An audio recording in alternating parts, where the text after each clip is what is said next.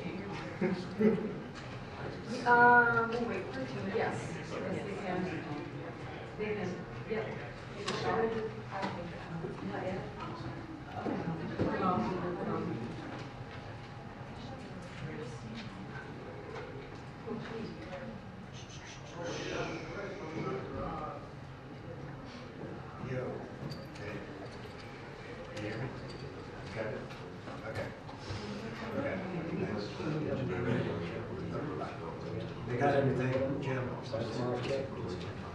They got everything.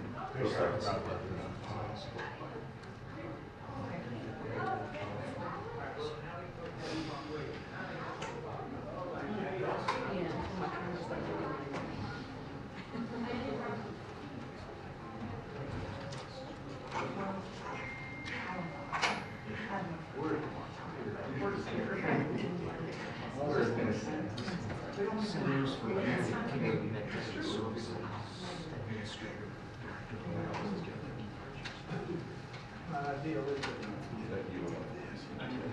Yeah, they work this way.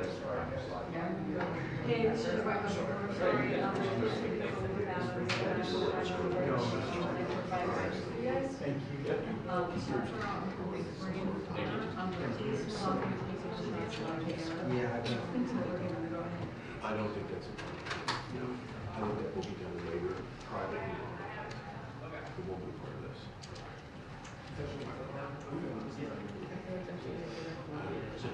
Me too. Correct, correct. Please hold on for a second. So, yeah, that's, I don't think I'm not gonna squeeze that into this one. That would be separate. Okay.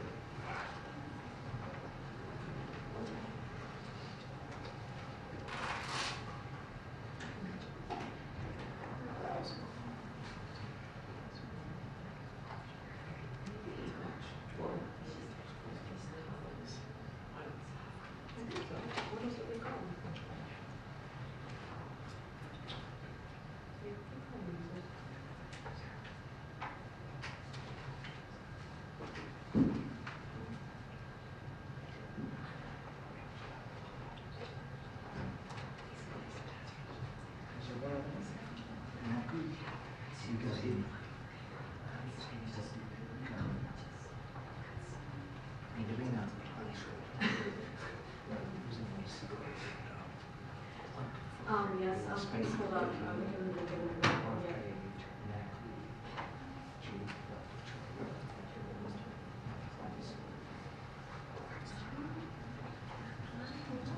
My connectivity is bad, so it doesn't know, so I can't take them yet.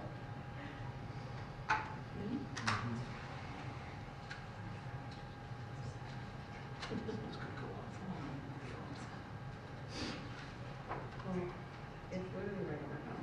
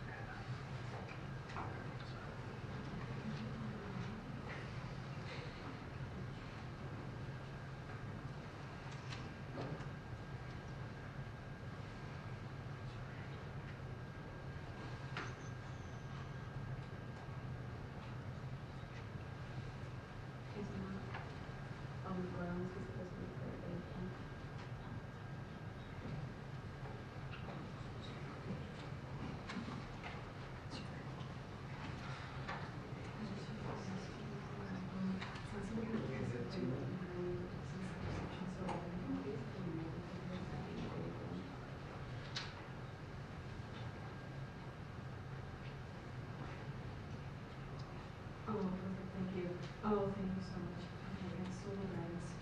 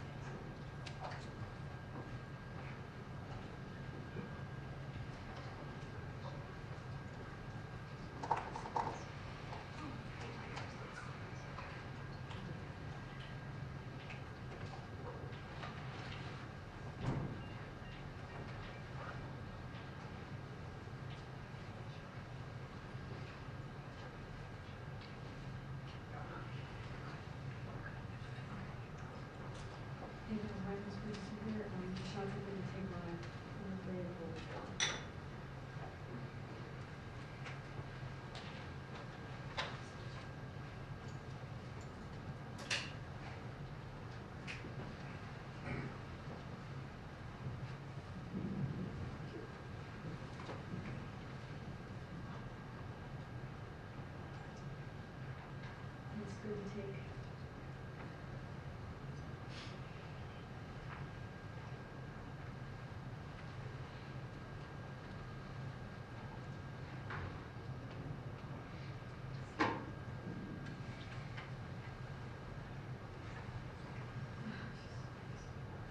Yes.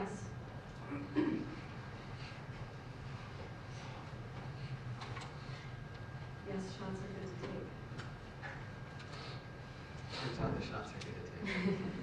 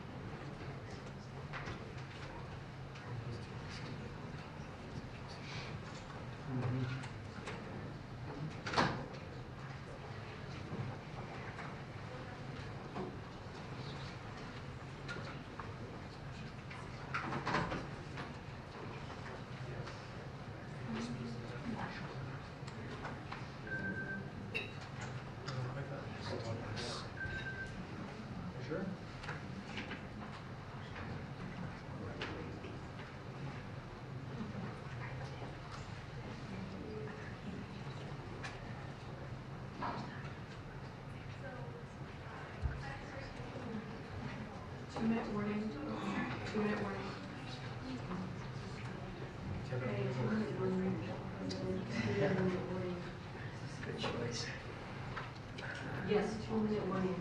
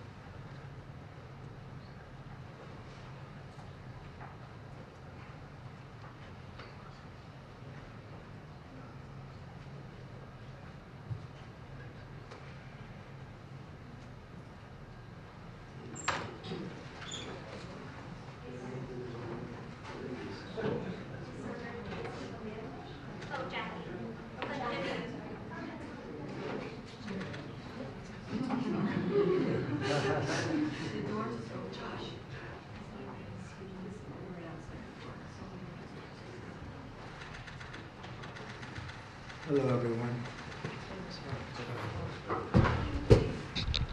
Thank you very much.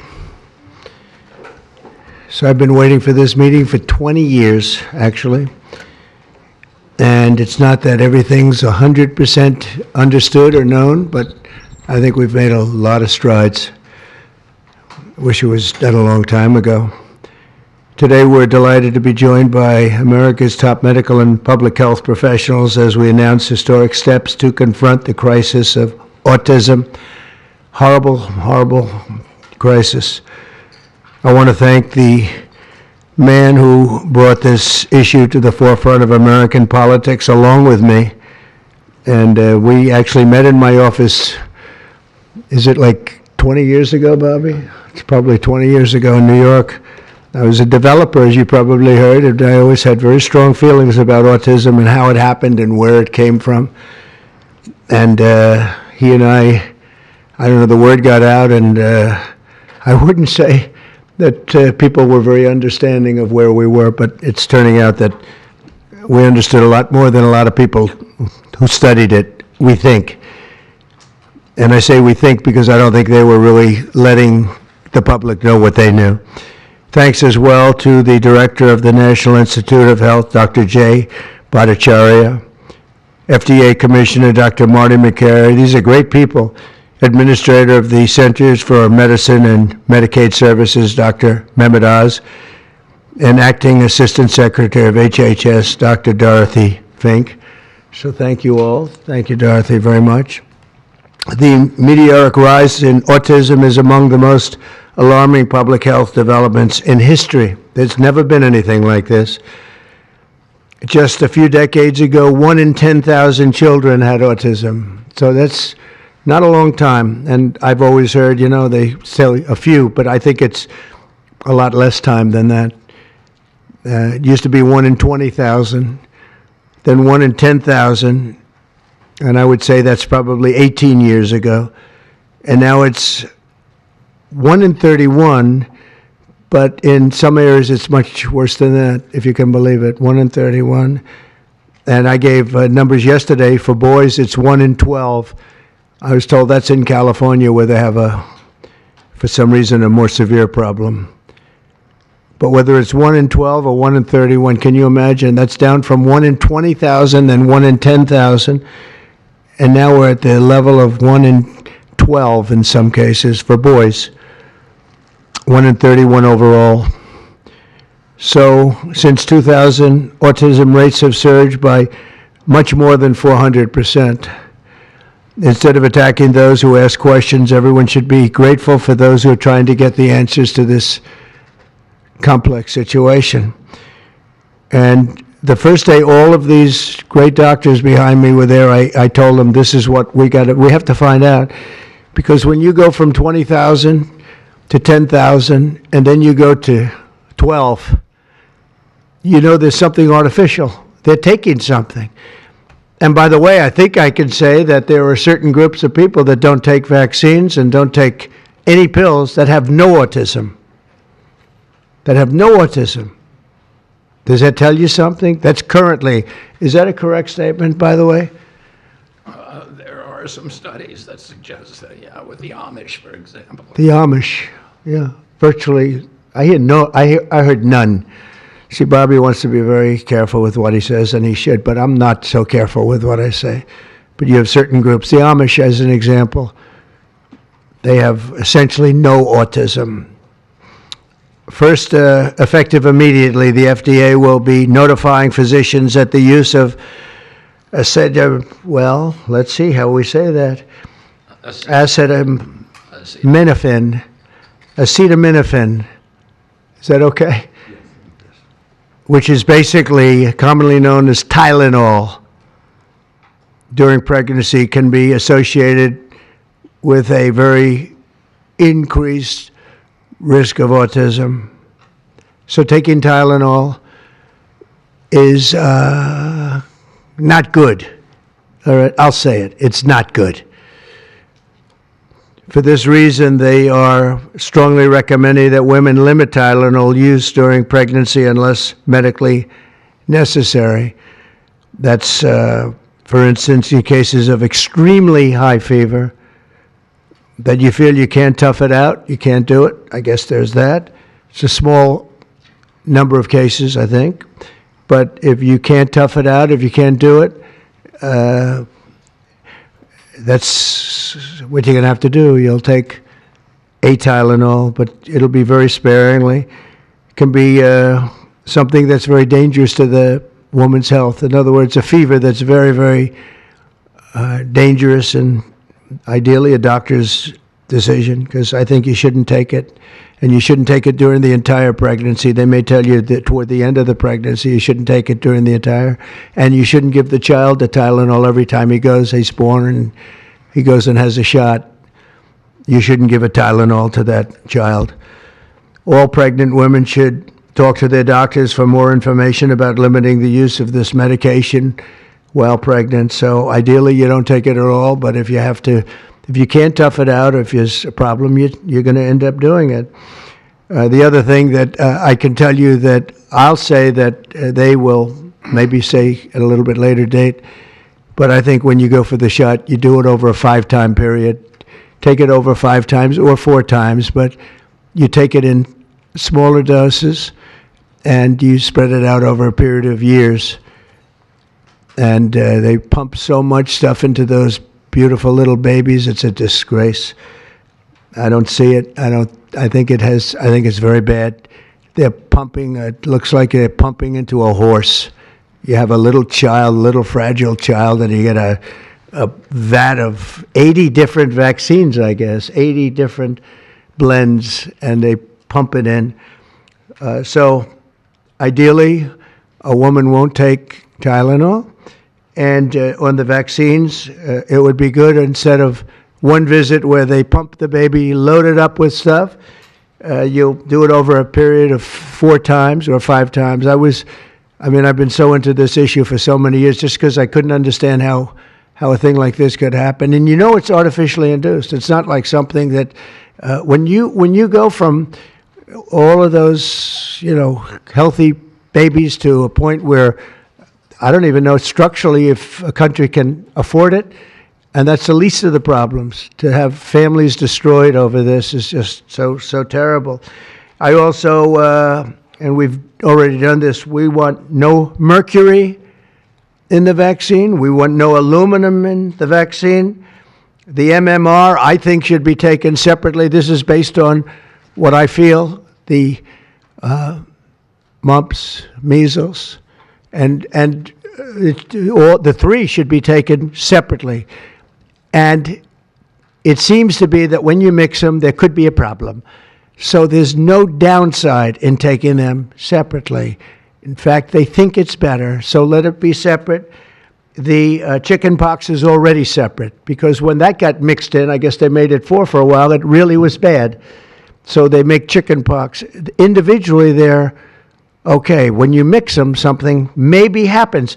So there's no downside in doing it. It's not like, if you do it, bad things. No, it's only good side. And it may not have that much of an impact, but it may have a big impact.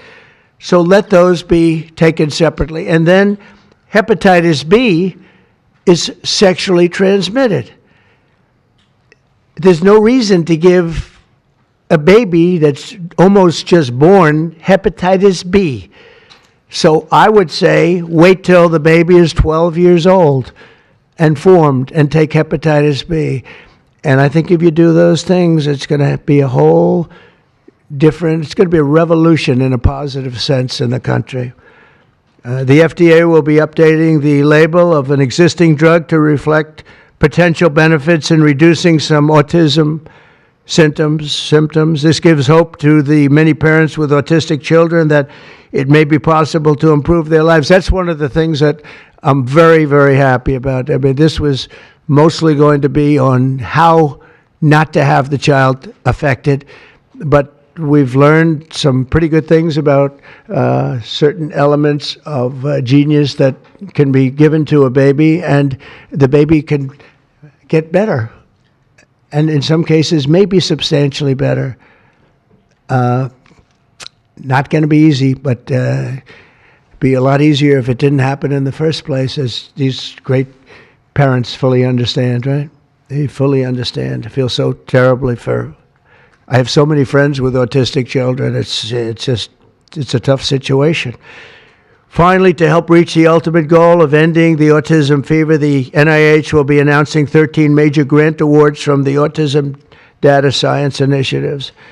And to be honest with you, to me, that's the least important. It's not even a money thing at this point. There's so much money, but they have to do, and they have to move quickly.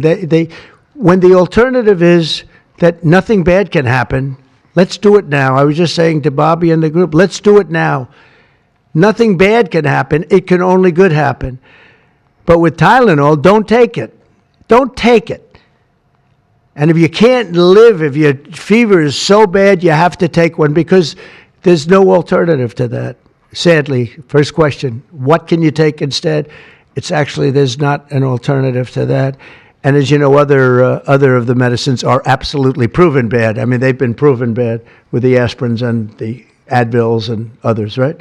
And they've been proven bad.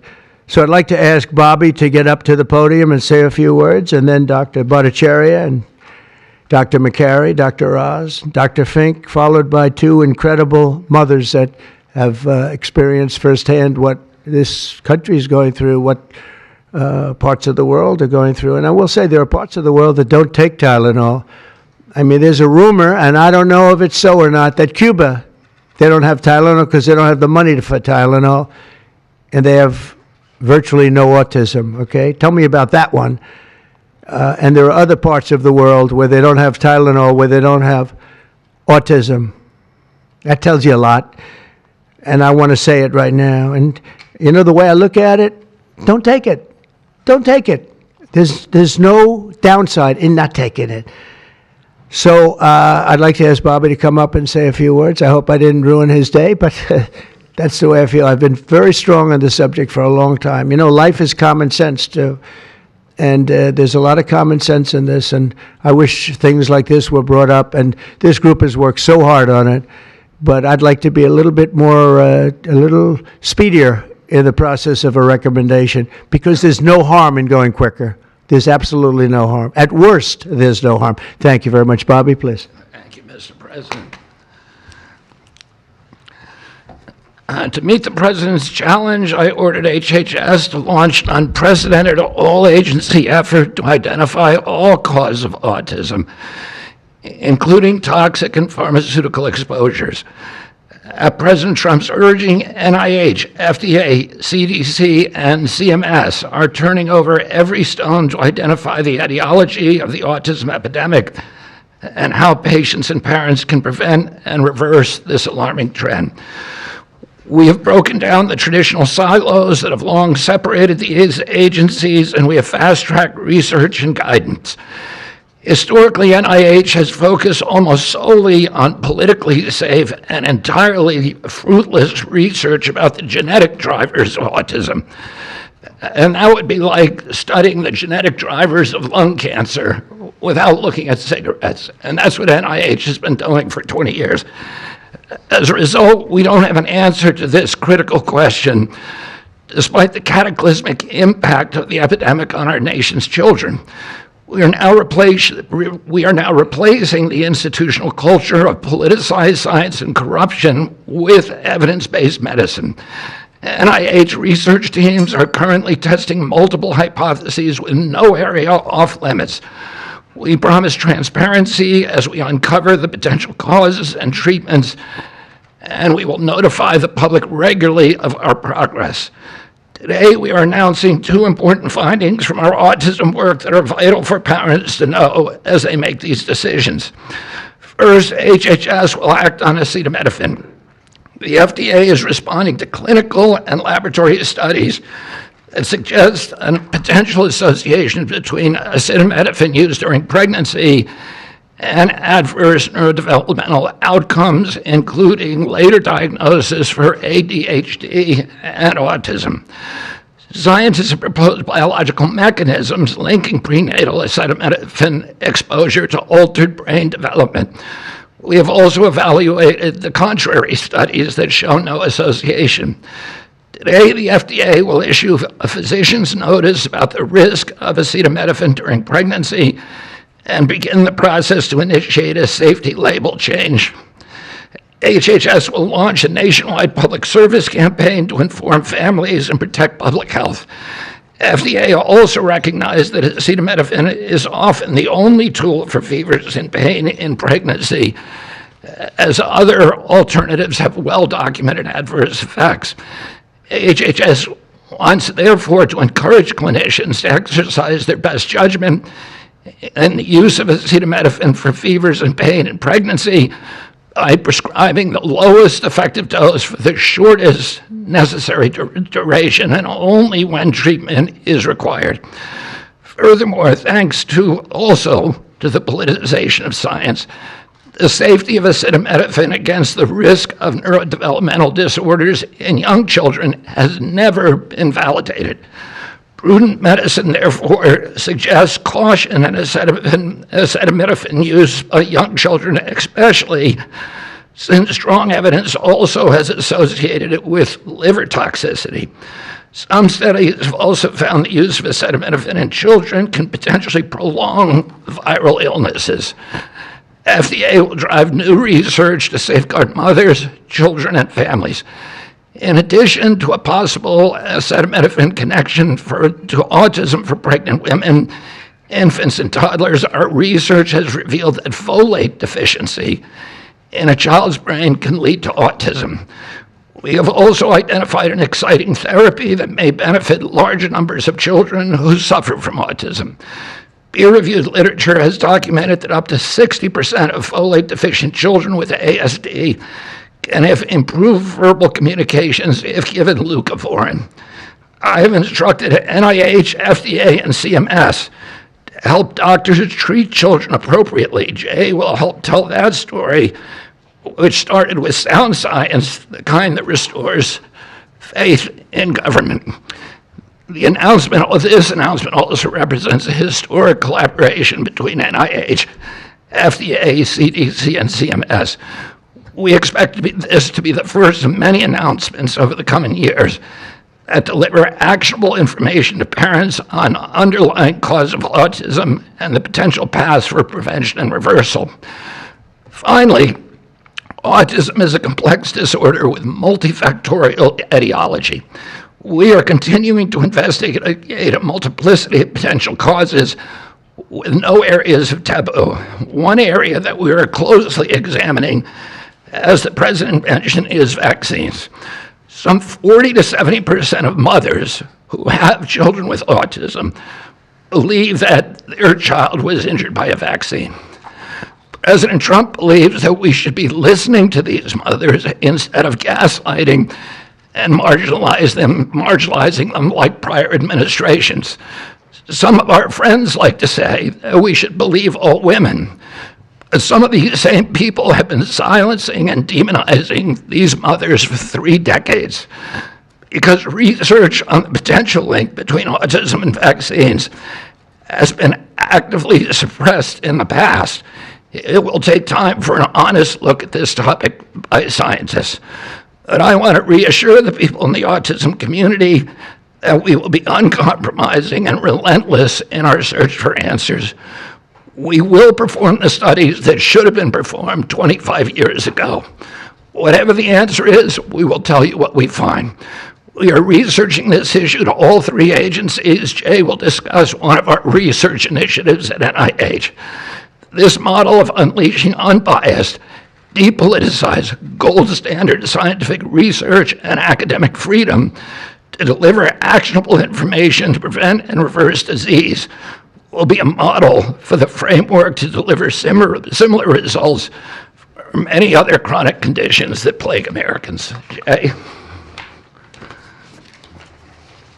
Thank you, Secretary Kennedy, and thank you, President Trump. Thank you very much. I'm proud to announce today that the NIH has launched the Autism Data Science Initiative to turbocharge autism research, devoting an additional $50 million to the cause of studying autism. Nearly 250 research teams from across the country applied, sent in their applications, and were peer-reviewed by the NIH review panels. The NIH peer reviewers chose the 13 best projects focused on root causes and therapies, with replication and validation studies to guarantee gold standard science. The studies feature a new kind of science called exposomics, where scientists consider environmental and medical factors, nutrition, events during pregnancy, in combination with biology and genetics to answer vital questions about autism. Science like this, conducted in partnership with families and physicians, is the best way to arrest and reverse the autism epidemic. Autism spectrum disorder encompasses a very wide range of symptoms, ranging from mild difficulties with social interactions to profoundly autistic children who experience severe disabilities in speech and behavior. Given this wide range of symptoms across the spectrum, it seems certain that there will be a wide range of biological contributors to explaining the cause. The great thing about the new NIH initiative on autism is that scientists will use rigorous advanced methods in causal inference, machine learning, organoids, and other fresh approaches to the problem. The sharp rise in the prevalence of autism deserves an urgent response by the scientific community. As Bobby said, the NIH has invested a lot of money to study autism over the years, but the research has not produced the answers that families and parents of autistic children deserve, and autistic children themselves deserve. For too long, it's been taboo to ask some questions for fear the scientific work might reveal a politically incorrect answer.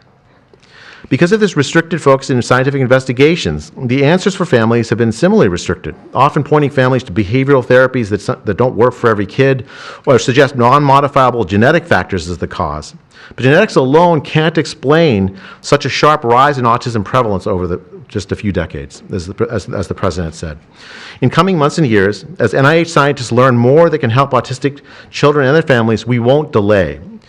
Like scientists often like to do, I can say as a scientist myself, it's really tempting to delay, but but in face of a problem like this, you have to move fast.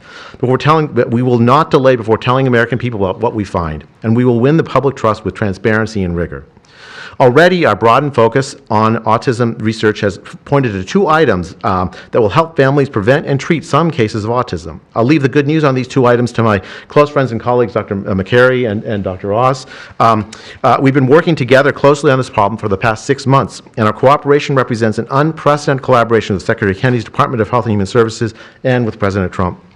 I'm delighted to introduce Dr. Marty McCary, Commissioner of the Food and Drug Administration, who will tell you about these announcements of practical help for families with autism. Great, thank you, Dr. Bhattacharya. Mr. President, this is the start of a historic shift in medical culture. This administration is working together to ask big questions about why our nation's children are getting sick so fast. Too often, medicine is doing small little studies, giving us answers we already knew. But we've got to make a difference. You've given us a charge to identify root causes, and we are not going to stop so that we can end the suffering we are watching. And if you've seen a kid with autism, with severe autism, it's hard to watch. Kids get frustrated, they get angry, they can be crying because they want to speak and they can't speak. It's hard to watch, and it may be entirely preventable. For an epidemiologist, that child is an expanding statistic, but for a child, it can be brutal to have autism. Today, the FDA is taking action to update the label on acetaminophen and sending a letter to all U.S. doctors letting them know about the risks in pregnancy. We now have data we cannot ignore. There's a very large study, the Boston Birth Cohort, with researchers that have, from Johns Hopkins, my former institution, and Boston University, found quote-unquote consistent associations between acetaminophen in pregnancy and autism.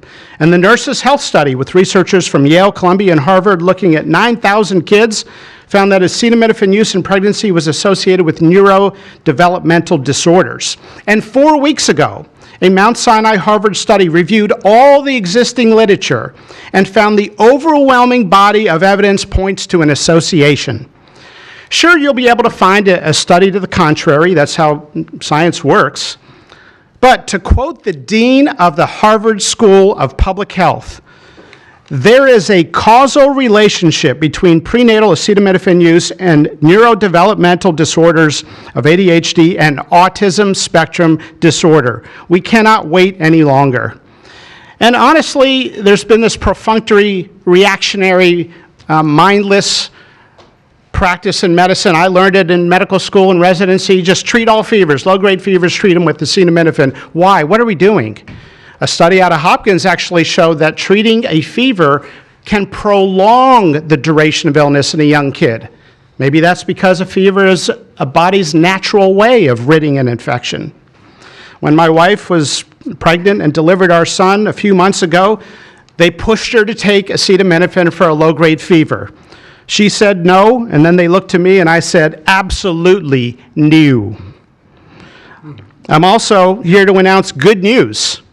Today, the FDA is filing a Federal Register notice to change the label on an exciting treatment called prescription leucovorin so that it can be available to children with autism. You know, autism may also be due to an autoimmune reaction to a folate receptor on the brain, not allowing that important vitamin to get into the brain cells. It's a fairly established, mature pathway. Again, we have a duty to let doctors and the public know we are going to change the label to make it available. Hundreds of thousands of kids, in my opinion, will benefit. One study found that with kids with autism and chronic folate deficiency, 2/3 of kids with autism symptoms had improvement, and some marked improvement. Mr. President, you told us to do what's medically right, to go bold, and not worry about the corporations and the lobbyists, so that's what we're here doing today. Thank you, Mr. President. Good, thank you. Thanks, Marty. I think you all appreciate the passion in the President's voice. We've been hearing that since the inauguration. In fact, even before the inauguration, the President was upset about what he spoke to today. And so together with Secretary Kennedy, who's made it his life's work to address some of these challenges with autism, they challenged us. In fact, they were harsher than that. They wanted no silos to break down what the NIH would do, what the FDA would do, what CMS would do. They insisted that the physician leaders bust through the clutter because their agencies had the power if we didn't do what every other prior administration had done, which is to let people function within their siloed environments. Because of that, in historic fashion and a very accelerated manner, we have a response today to the autism crisis. It is the first of several chapters, but this is breaking news. You've heard some of it. The response to the autism crisis is going to continue to come to you under Secretary Kennedy's leadership, and the President wouldn't have it any other way, as you've heard. The FDA, based on NIH research, is approving prescription leucovorin for treatment of autistic children. Now, if you're following the script, there should be two questions that you have, two questions that should come to your mind. The first is, how will patients and parents get access to the treatment? I'll tell you how. Over half of American children are covered by Medicaid and CHIP, government health insurance, over half. And therefore, because they're covered in Medicaid and CHIP, upon this label change by Marty, state Medicaid programs in partnership with CMS will cover prescription leucovorin around the country. It's yours, but you have to go to a doctor to get a prescription because they know your child, they know you, and they know the medication. States will also have tools to monitor its use and ensure appropriate utilization. That's important for a bunch of reasons, because we want the right kids getting the right prescription medications. We believe private insurance companies will rapidly follow our lead if they have not already done so. And again, to make sure that this is safe and effective treatment, you need a physician to prescribe the medication because it's on prescription. Second big question. How are we going to collect clinical data to answer the big questions that the President's asking and the Secretary insists that we offer? CMS is also issuing guidance to convene states and existing research networks to support NIH and FDA in their research efforts of prescription leucovorin, while also maintaining the privacy of all patients, all health information of our beneficiaries.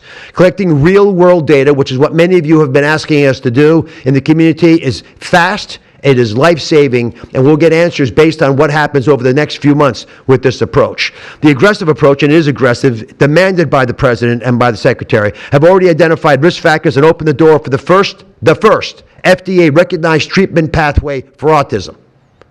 It is the first of its kind, and it wouldn't have happened without the leadership of the President and the Secretary. The fivefold increased prevalence of autism over the past 25 years demands a rapid response. The average clinician, researcher, we spoke to many, thought it would take 5 years to get this data. Parents are unwilling to wait 5 years. The President is unwilling to wait 5 years for these results. So the President and the Secretary are acting today with this tri-agency move. The administration's bold actions investing in groundbreaking research follow the science, They restore trust, which has been lacking, and they will change the trajectory for millions of American families. Mr. President, God bless you for being brave. Thank you very much. So let me introduce Dr. Fink, who's acting administrator, and after Dr. Fink, we've got some wonderful women, Jackie and Amanda. If, I know it's going to be tough, but if you can make some comments about this historic day. God bless you. Thank you, Mr. President, for this opportunity to speak with all of you today. As a pediatrician and mom, I am here today to talk about what this announcement means for the millions of moms and dads who are faced with the choice of whether to take acetaminophen during pregnancy. It's hard to hear information that challenges the status quo. We are sharing this information not to confuse, but to empower parents to make the best choices when taking medications during pregnancy. We are all concerned about the rising rates of neurodevelopmental disorders, including autism. President Trump and Secretary Kennedy are dedicated to radical transparency so that patients have the best, most up-to-date information. We are also sharing this information with our nation's doctors, and we encourage you, as always, to consult with your doctor to make the best decision for you. All too often, it's easy to think that medicines we buy without a prescription pose little to no risk for the mom or the baby. As you heard today, pregnant women who need high fever or pain reduction during pregnancy should take the lowest effective dose of acetaminophen for the shortest possible duration. Most women will not meet these indications during their pregnancies. I am encouraged by these developments today because it is another example of our commitment to the American people to leave no stone unturned in improving the health of our nation's children. Next, I'm going to turn it over to some incredible mothers who are going to share more about their stories, and we're so grateful to have you here today.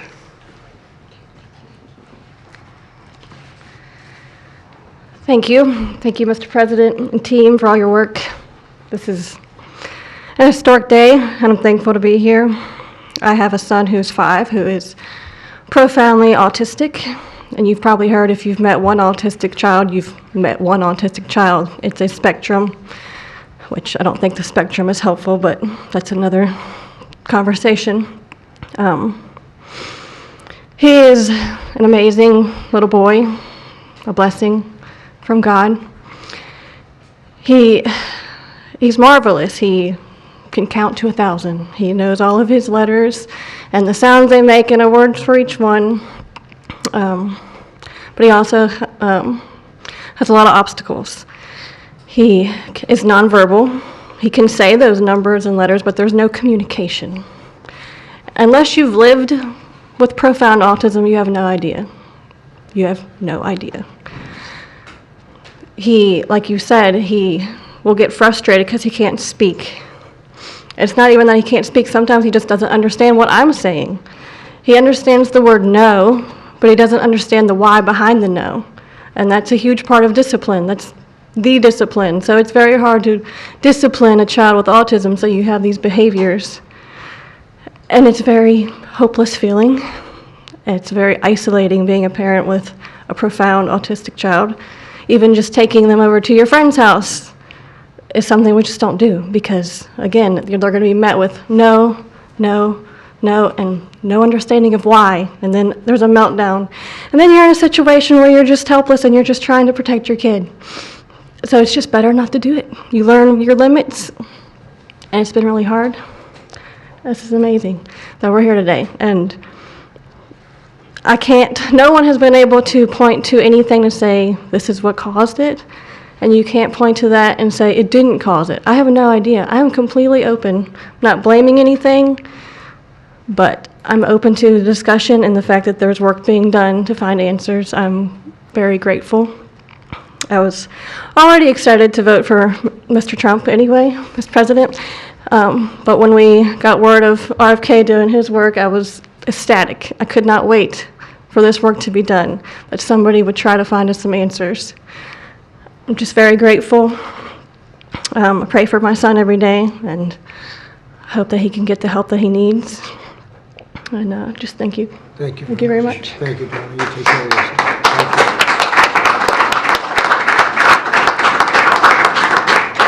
Hi, my name's Jackie. I'm also extremely grateful for the opportunity to be here and share my son's story. My son is Eddie. He's 11. He's on the opposite end of the spectrum from what Amanda just explained. He's considered high functioning. He was not always high functioning. He was nonverbal till the age 4. We've had quite a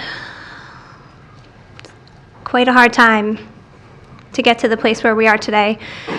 I am just so grateful to President Trump and the entire administration for finally listening to moms who have been crying out for help, for answers for years. I've met so many other moms with children on the spectrum in the 9 years since my son's diagnosis, and they all have very similar stories. And they've all just wanted somebody to listen, to not ridicule them or look at them like they were the crazy people. It's hard when you don't have doctors that take the time to really listen and find out when the change happened and what change happened.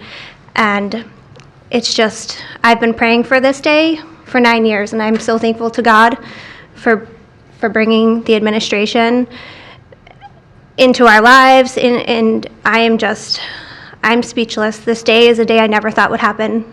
I thought that we would never have an administration that was courageous enough to look into things that no prior administration had. So I'm just here to express my gratitude, and I am looking forward to what comes from this, and hopefully we just get more answers. So thank you. Thank you very much. So I just want to say acetaminophen is basically Tylenol, essentially, because I noticed that term is used throughout this conference. So it's essentially Tylenol. And I just recommend strongly that you don't use Tylenol unless it's absolutely necessary. I understand it's maybe 10% of the women that are pregnant are, would perhaps be forced to use it. And that would mean you just can't tough it out. No matter what you do, you can't tough it out. So that's up to you and your doctor. But there's a very strong recommendation, maybe stronger from me than from the group, because they're waiting for certain studies. I just want to say, I want to say it like it is. Don't take Tylenol. Don't take it. If you just can't, it's just fight like hell not to take it. There may be a point where you have to, and that you have to work out with yourself. So don't take Tylenol. Other things that we recommend, or certainly I do anyway, is, and it's so important to me to see the doctor 4 times or 5 times for a vaccine. Don't let them pump your baby up with the largest pile of stuff you've ever seen in your life going into the delicate little body of a baby. Even if it's 2 years, 3 years, 4 years, you just break it up into, I would say 5, but let's say 4 visits to the doctor instead of 1. And certain things I think you should do. We've already taken out, and are in the process of taking out, mercury and aluminum now. You know what mercury is, you know what aluminum is. Who the hell wants that pumped into a body? And there were rumors about both of them for a long time, but we're having them taken out. We're having them taken out of the vaccines. Hepatitis B, again, that's sexually transmitted, and we think you should wait. I think you should wait till 12. I'm making these statements from me. I'm not making them from these doctors, because when they talk about, different results, different studies, I talk about a lot of common sense, and they have that too. They have that too, a lot. But I recommend the hepatitis B. Take it at 12. Sexually transmitted. You don't have to give it to the baby when the baby's 2 years old. And there are a lot of theories on that, but not when they're 12. Doesn't seem to be a problem at all. The MMR and the chickenpox. Chickenpox has already been broken out. It's a singular shot. But the MMR is not. And I've heard for years that there's a problem with it. But they say that there's no problem if you do each shot separately, not put together. So an MMR, go out and do it separately. Don't take Tylenol, don't give Tylenol to the baby after the baby's born. Every time the baby gets a shot, the baby gets a shot, they say, here, take a cup of Tylenol. I've heard that for years, take Tylenol. Don't take Tylenol. Don't have your baby take Tylenol. Now, Tylenol is fine for people that aren't pregnant, that aren't in the situation that we're talking about, one very specific situation. If you're pregnant, don't take Tylenol. When you have your baby, don't give your baby Tylenol at all, unless it's absolutely necessary. Don't do it. Break up your visits to the doctors. Break them up. Do it in 5 if you can. Now, it's inconvenient. It's inconvenient. Oh, you're going to have to go back another year later. You're going to go back each year for 4 years, 5 years, 3 years. Just break it up. Break it up. Because it's too much liquid. Too many different things are going into that baby at too big a number.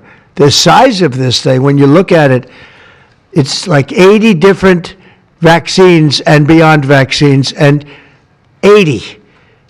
Then you give that to a little kid. I mean, I can tell you that I had a woman who worked for me, a beautiful, wonderful woman, worked in Trump Tower, and she had the most perfect child. Beautiful, just perfect. And I remember this little blonde-haired boy running around the lobby of Trump Tower, so healthy and so vibrant. And I said, that's great. One day, I came in and she was crying, her eyes out, behind the counter. She worked at the front desk. She was crying her eyes out. I've never, as much as I've ever seen anyone distraught, she was. I said, are you okay? What happened? My boy, I've lost my boy. What does that mean, your boy? My boy, you know him, sir. You've seen him grow up. He was so beautiful. And I took him for a vaccine, sir. And he developed this unbelievable, I think she said 107, 108. You know, it goes well beyond when this happens. It goes up to 106, 107, 108. You know, we hear 105 and you're in trouble, but it just goes up to a level that you never hear about, but it goes up very high. And it's fried. They get fried. She said, I took him, he developed an unbelievable temperature. And I've lost him, sir. He's gone. And then I saw the boy. It was so tragic to see. That was the following day. After the vaccine. And I've seen it 2 other times, and I think 3 other times, but 2 other times, where they go to the doctor and they get the vaccine, they get the shot. The kid is, badly hurt. Let's be nice, badly hurt. And just do it. Break it up into 5, break it up into 4, break it up into 3 if you have to, but go to the doctor 4 times instead of once, or 5 times instead of once. And for some reason, they insist that you put it all into the body, and maybe that's the drug companies that make more money that way. Maybe it's the doctors because they don't want to be, doing this so much. Maybe it's the doctors. They get maybe more money. Who the hell knows what it is? Don't do it. Get them broken into 4 or 5 visits. Do it 4 or 5. That means you have 20%, 25% what you're putting into the baby's body. It can only help. It can only help. And the other things I told you about, just the word tough it out. It's easy for me to say tough it out, but sometimes in life with a lot of other things you have to tough it out also. Don't take Tylenol. Don't give Tylenol to the baby. When the baby's born, they throw it at you. Here, give him a couple of Tylenol. They give him a shot. They give him a vaccine. And every time they give him a vaccine, they're throwing Tylenol. And some of these babies, they're long born, and all of a sudden they're gone. And it doesn't hurt not to do it. It doesn't hurt. There's no downside. There's no downside at all. And break up MMR. Break it up. It's practically a known fact that if you break it up, you're not going to have a problem. But for years, we've been hearing how bad MMR is as a combination. And I'm very happy that you broke out chickenpox, because that was really a problem. And there are other things, it's interesting because there are other things, we were talking about it, other different drugs, pills that you take that we know are so bad and they don't take them anymore, but for some reason with this they keep taking it. Don't take Tylenol. There's no downside. Don't take it. You'll be uncomfortable. It won't be as easy, maybe, but don't take it. If you're pregnant, don't take Tylenol. And don't give it to the baby after the baby is born. And you know what? We have more than 3 years left. And I told Bobby and the doctors behind me, and they are so committed to this, I told them that this is the number one thing I want to do from you. And you know, we have something else called Favored Nations, where I'm going to be reducing drug prices by 1,000%. By 900, 600, 500, 1,200. We're going to be reducing drug prices at levels never seen. It's called Favored Nations. We're going to be paying what right now, we're like the garbage can for the rest of the world, and we have been for forever.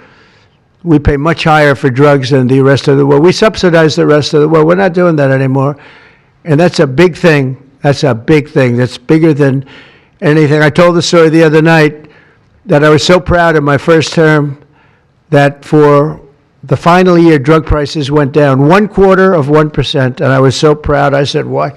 I'm the first one to do it. I think it was 28 years, they said, where drug prices went down from the beginning of the term to the end.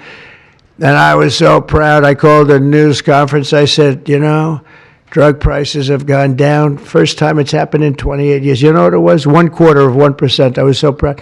Now we're going to have them go down from $100 a pill to $9 a pill, from $1,300 for a shot of like an Ozempic or I call it the fat pill or the fat drug. Sometimes it works, I guess, for people. The ones I've seen, it hasn't worked so well. I got a lot of friends, they're fat. They said, yeah, I lost some weight. I said, you don't look it to me. But they paid $1,300, $1,200, and they go to London and they pay $88. And they call me, they go, what's this all about? We're subsidizing the rest of the world stupidly because we have a lot of stupid people in this country running things. And how big is that? But to me, that's nothing compared to autism. I see that gorgeous boy. I have a big present for him in the back. You know, you bring him back. We're going to bring him into the Oval Office. I have the best present he's ever going to get, okay? A big one. I saved it for you, okay? Because I heard you were coming. Look how beautiful he is. So that's it. There's nothing much to say. Don't take Tylenol if you're pregnant, and don't give Tylenol to your child when he's born or she's born. Don't give it. Just don't give it. And we're going to have, I think, really, if you do all the things that I say, break it up. Just break it up. Break up the shots with the doctor. MMRs, as I told you, separate. Chickenpox already separate. You do these things, I'm telling you, I want to, when I leave office, I don't want to have, it's going to be the kind of number that we're hearing, where it's 1 in 32 or 1 in 10, because I've heard 1 in 10 also. And in California, it's really bad. I want it to be, let's get it back to maybe 1 in 10,000 or 1 in 20,000 or maybe none in 20,000. And the only way you're going to do that, because this is artificially induced. This is induced by something. You don't go from 1 in 20,000 to 1 in 10,000, then to 1 in 10. That means you're taking something and something's wrong. And I feel very certain, and I know I'll be criticized. Someday they'll look back and they'll say, well, it wasn't, but I think it will. I think we're going to have a tremendous, this is the most important. There's nothing more important than me. We cured inflation that Biden gave us. He gave us so much inflation, the biggest ever in history. We got inflation done. We brought prices down. We gave you the largest tax cuts, all that stuff. It doesn't mean a thing compared to what we're doing today. This means everything. So we're going to save a lot of children from a tough life, really tough life. We're going to save a lot of parents from a tough life. Okay, how about a few questions? Let's just make it on this subject. This is so beyond as a subject that I'd rather not talk about, some nonsense on the economy. And I will say this, The economy is unbelievable. The stock market just hit another record high and all that stuff. This means more to me. Yeah, please. Mr. President, I have one on your announcement, one on vaccines that's also related. Yes. Why do you think we haven't heard more previously about the tie to autism in acetaminophen? Nobody knows. I don't know. Not only that, when you say it, you get attacked. I was saying something similar, not as strongly, because now facts are on our side. But I was saying it with Bobby 20 years ago, and I was attacked. I said, whoa, what was that all about? I had no idea. You get attacked. I don't know. The medical community, the drug companies, doctors, I don't know what it is. All I want to do, I don't care. I don't care about being attacked. It doesn't matter to me. I believe that the numbers at the end of our term or shortly thereafter could be really phenomenal. I want it to go up just like it came down to this horrible level. 1 in 10, 1 in 12. I was told 1 in 10. I was told 1 in 12. Today I heard 1 in 31 if you add the girls and the boys together. It's crazy. And it was 1 in 10,000 and 1 in 20,000. It's not even sustainable for a country, you want to know the truth. And there are other places that don't have it. And they have things in common. And that's called medical research. Yeah, please. Mr. President, I'm curious as you look at the trend lines, Yeah. how much of this is the causation of acetaminophen and how much is sort of better diagnosis, doctors, researchers having a better understanding of what is on the autism spectrum? Do you want to do that? Sure, go ahead, Rob. That's one of the canards that has been promoted by the industry for many years, that it's changed diagnostic criteria, better recognition. But there's been study after study done of that completely debunks that. One of them by the Mind Institute at UC Davis, University of California. But also it's just common sense, because you're only seeing this in people who are under 50 years of age. If it were better recognition or diagnosis, you'd see it in 70-year-old men. I've never seen this happening in people my age. I've never seen a case of full-blown autism, and that means profound autism. I want to be very careful. Head banging, stimming, toe walking, nonverbal, non-toilet trained. I've never in my life seen a 70-year-old man who looks like that. You're only seeing it in the kids. It's an epidemic. Thank you, Mr. President. I was hoping that you could clear up confusion for moms and dads across America, many of whom voted for you. There's a statement that was put out by the American College of Obstetricians and Gynecologists, and in their statement, they write, acetaminophen remains a safe, trusted option for pain relief during pregnancy, and that's at odds with what you said and with what many of the experts say. How do you clear up this confusion? That's the establishment. They're funded by lots of different groups. And you know what? Maybe they're right. I don't think they are, because I don't think the facts bear it out at all. They're fighting for something that, in my opinion, they shouldn't be fighting for. But here's the thing. There's no downside to doing, other than a mother will have to, as I say, tough it out a little bit. There's no downside to doing this. It's not like, oh, if you do this, you're going to die. There's no downside. There's no downside to going over a 4-year or a 5-year period or a 3-year period, or even if you space them out for 6 months, you space it out. There's no downside. And that's why I will say the gentlemen behind me, they have very strong views, and they feel that we're right, but they'll have more research done over the next 2 months. I said, well, 2 months is a long time. A lot of people could be saved, and there's no downside to doing it. Everything I said, there's no downside to doing it. It can only be good. And I think you're going to see very good results. That's establishment stuff, and we've been reading that about a lot of things for years. And you know what's happened? We've gone from 1 in 20,000 to 1 in 10,000 to 1 in 32 to 1 in 10. Think of it. 1 in 10 or 12 or 1 in 31. Think of it. 1 in 31 people, young kids, get autism. What is it, Jeff? My question is about leucovorin. You mentioned that as part of your plan. That is also a chemotherapy treatment. Have you been in touch with the drug companies to Why don't increase I have the production doctor about answer that? that? And just, I'm going to throw in my follow-up at the same time. Dr. Oz mentioned that this will be available with CHIP, children who are on CHIP. But the big beautiful bill reduced funding for CHIP and Medicaid by $1 trillion over the next 10 years. Are you concerned that that will impact your ability to get this drug I'll out? explain it to you in a second, but please go ahead. Thank you. Thank you. Leucovorin is not a chemotherapy, but it is a vitamin given with chemotherapy sometimes. And the idea here is that the folic acid receptor in the brain is blocked by some antibody response. It might be 20, 40, 50% of kids with autism. And leucovorin will bypass that blocked receptor. And that's why so many doctors are probably seeing so much clinical improvement on kids with leucovorin. So are you going to increase production? Yeah, Have you we've been in talked to touch with the companies, and they are prepared to ramp up production, and we actually talked to them about a month ago.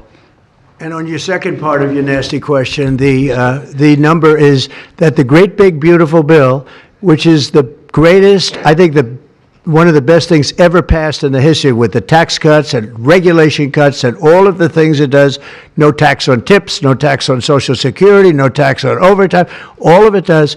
It also gives $200 million, as just explained by Dr. Oz, and I'd like you to explain that, to exactly what you're saying.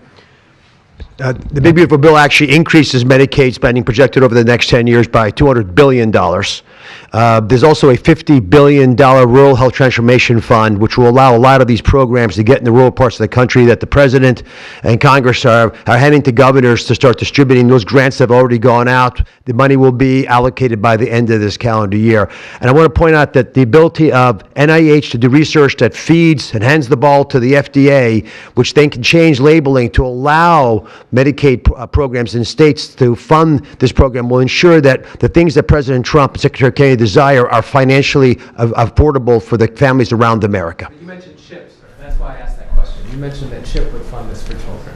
Well, most of the kids are on Medicaid, probably 43% on Medicaid, another 8-10% on CHIP, and all the programs in general are being evaluated. Most of what the One Big Beautiful Bill was seeking to do was to remove fraud, waste, and abuse. But the programs themselves should stay financially intact for the people for whom they were designed, and in this case, for children.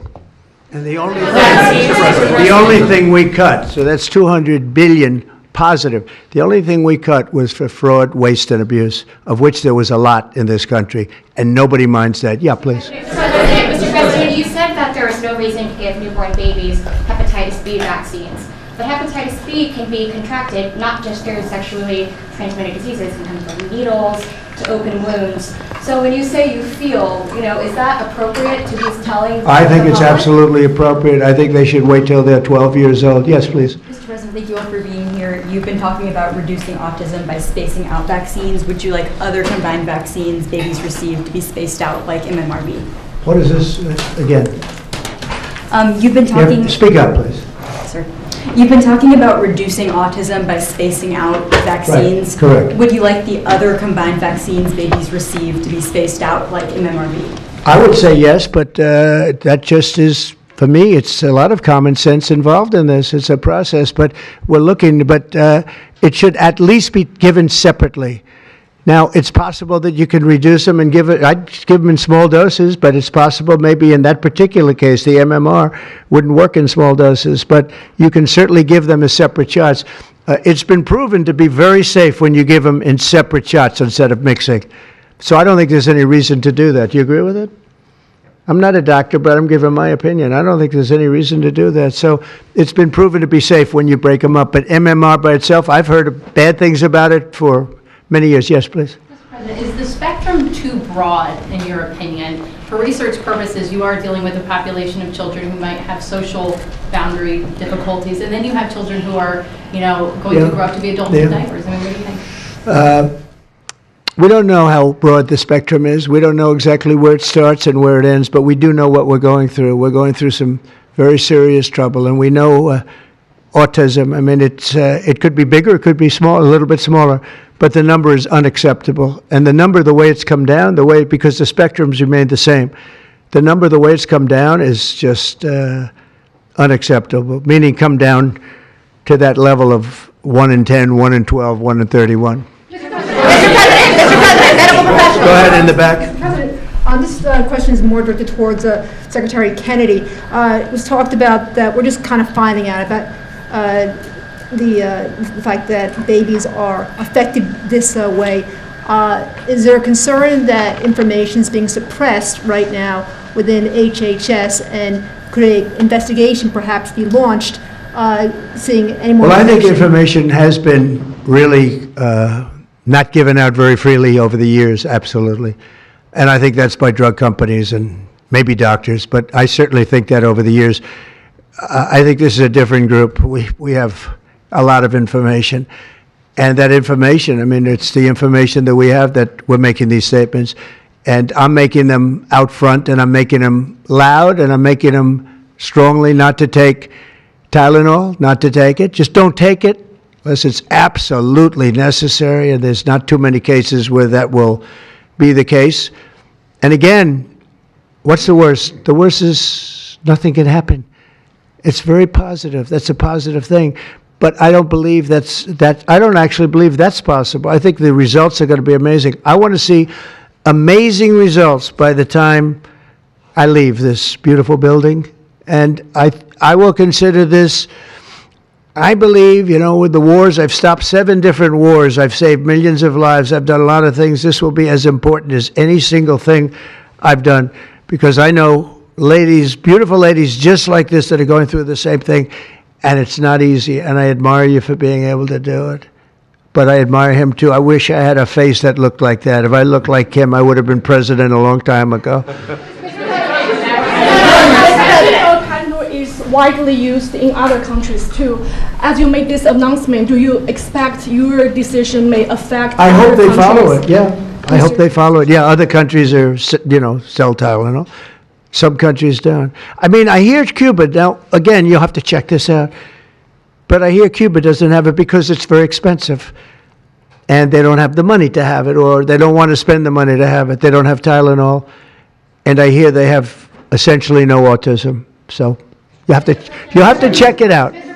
Yeah, right. Medical professionals have warned No, for decades. not you. You're CNN. You're fake news. Go ahead, Brian. Thank you, Mr. President. I want to go back to the Amish community, if I can, just for a second. I recently saw a man from Minnesota, an Amish man from Minnesota, on a podcast, and the host asked him what the rates were for like ADHD and autism, and he had no idea about ADHD, didn't know that it existed, and certainly didn't know of any cases. What are they doing? It doesn't exist with the Amish community, and they don't take all of this junk. It doesn't exist. That tells you, doesn't that tell you?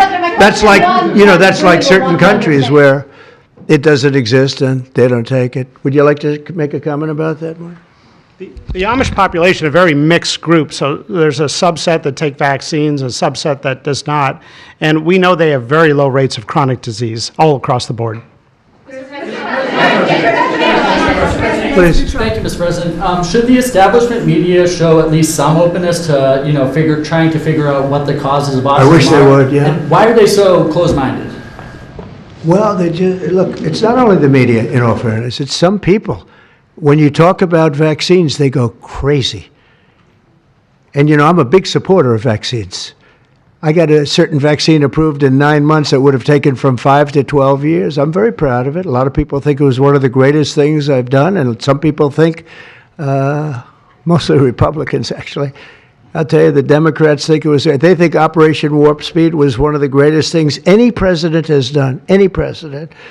It's, we're very proud of what happened. We got hit with something that came from a place that shouldn't have happened, but it did happen. Those things take place, and you're very unpleasantly surprised. But no, I'm a big believer in vaccines. The polio vaccine, big believer in vaccines. I know Bobby and you guys have it out a little bit, but he's a believer in vaccines too.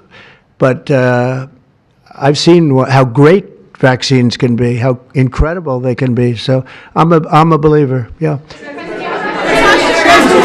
Sir. Yeah, please.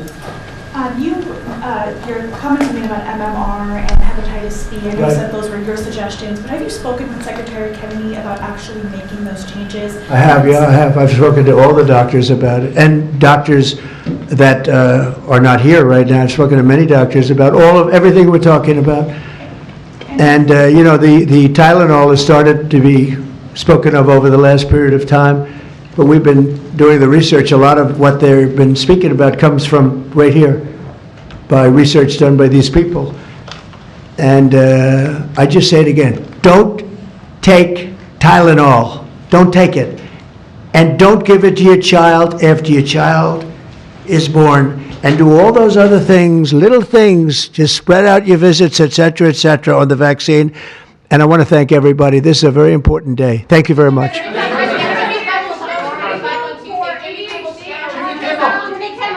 What do you mean with the Democratic leader, sir?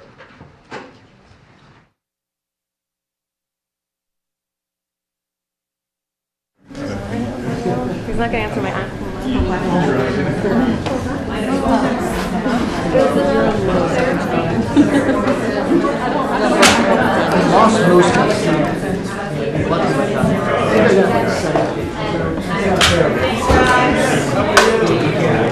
All right.